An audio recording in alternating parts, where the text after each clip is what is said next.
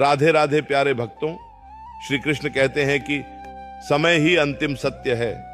यह सृष्टि का निर्माण भी करता है और विनाश भी। कोई भी, चाहे वह कितना भी शक्तिशाली क्यों ना हो, समय की गति को रोक नहीं सकता। इसीलिए समय के आगे अहंकार करना व्यर्थ है। समय का स्वभाव है बदलना। जो आज तुम्हारा है, कल किसी और का था और परसों किसी और का हो जाएगा। यह सिखाता है कि समय एक जैसा नहीं रहता। सुख में घमंड न करें, क्योंकि यह समय बीत जाएगा। दुख में निराश न हो, क्योंकि यह वक्त भी ठहरने वाला नहीं है। समय के साथ चलने का अर्थ है इस परिवर्तन को स्वीकार करना। जो बदलाव का विरोध करता है, उसे समय कुचल देता है। जो बदलाव को अपना लेता है, वह जीवन में आगे बढ़ जाता है। हम अक्सर समय खराब चल रहा है कहकर रोते हैं या अच्छा समय कब आएगा, इसकी प्रतीक्षा करते हैं। प्यारे भक्तों, श्री कृष्ण कहते हैं कि अच्छा समय आता नहीं है, उसे अपने कर्मों से लाना पड़ता है। आपके वश में केवल वर्तमान क्षण में कर्म करना है। सुख दुख, लाभ हानि और जय पराजय को समान समझकर जियो। समय की उथल पुथल का असर अपने मन की शांति पर मत पड़ने दो। यही सही मायने में समय से जीतना या समय के साथ चलना है। प्यारे भक्तों, समय ईश्वर की शक्ति है। जो व्यक्ति यह समझ लेता है कि यह भी बीत जाएगा और पूरी ईमानदारी से अपने आज के कर्म पर ध्यान देता है, वही समय का असली साथी है। समय ही एकमात्र ऐसी चीज है जो न किसी के लिए रुकता है और न ही वापस आता है। जो लोग समय के प्रवाह को समझ लेते हैं और उसके अनुसार खुद को ढाल लेते हैं, सफलता उन्हीं के कदम चूमती है। प्यारे भक्तों, समय बहुत बलवान होता है। इस सत्य को समझाने के लिए महाभारत के बाद की एक प्रसिद्ध कहानी सुनाता हूं। यह कहानी बताती है कि जब समय साथ होता है तो व्यक्ति अजेय होता है, लेकिन जब समय करवट लेता है तो वही शक्तियां काम नहीं आती। महाभारत का युद्ध समाप्त हो चुका था।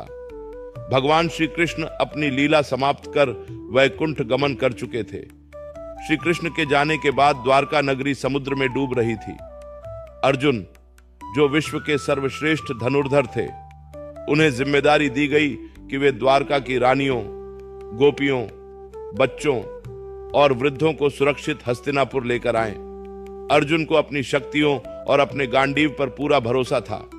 उन्हें लगता था कि जिस वीर ने भीष्म, कर्ण और द्रोणाचार्य जैसे महारथियों को हराया हो, उसके सामने कोई क्या ही टिकेगा।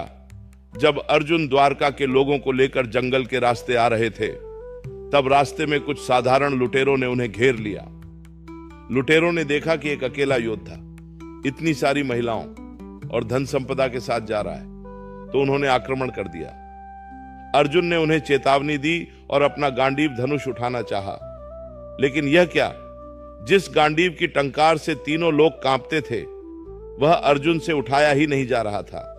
वह अत्यंत भारी हो गया था।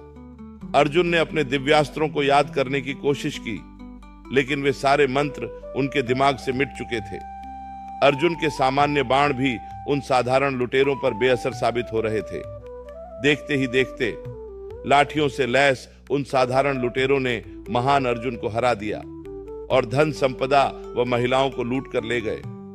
अर्जुन हताश और अपमानित होकर खड़े रह गए। टूटे हुए स्वाभिमान के साथ अर्जुन महर्षि वेदव्यास के पास पहुंचे और रोते हुए पूछा, मुनिवर, ये कैसे हो गया? मैं वही अर्जुन हूं, ये वही गांडीव है और ये वही बाण है, फिर मैं उन साधारण लुटेरों से कैसे हार गया? तब वेदव्यास जी ने मुस्कुराते हुए वह ऐतिहासिक बात कही जो आज एक मुहावरा बन गई है। समय ही पुरुष को बलवान बनाता है, पुरुष बलवान नहीं होता। समय बदल गया है, इसलिए तुम्हारी शक्तियां भी चली गईं। उन्होंने समझाया कि अर्जुन, तुम तो केवल एक निमित्त थे। वह तुम्हारा समय था जिसने तुम्हें महाभारत जिताया। अब श्री कृष्ण के जाने के साथ ही तुम्हारा वह समय पूरा हो चुका है। इसीलिए समय के इस बदलाव को स्वीकार करो और संन्यास ले लो। प्यारे भक्तों, इस घटना को एक प्रसिद्ध दोहे से बताता हूं। पुरुष बलि नहीं होता है, समय होत बलवान। भीलन लूटी गोपिका, वही अर्जुन वही बाण। अर्थात आपकी शक्ति, पद, पैसा या जवानी, यह सब समय की देन है। जब तक समय आपके पक्ष में है, आप जीतते रहेंगे। जिस दिन समय फिरा, उस दिन वही साधन काम नहीं आएंगे। इसीलिए समय के साथ चलना सीखो।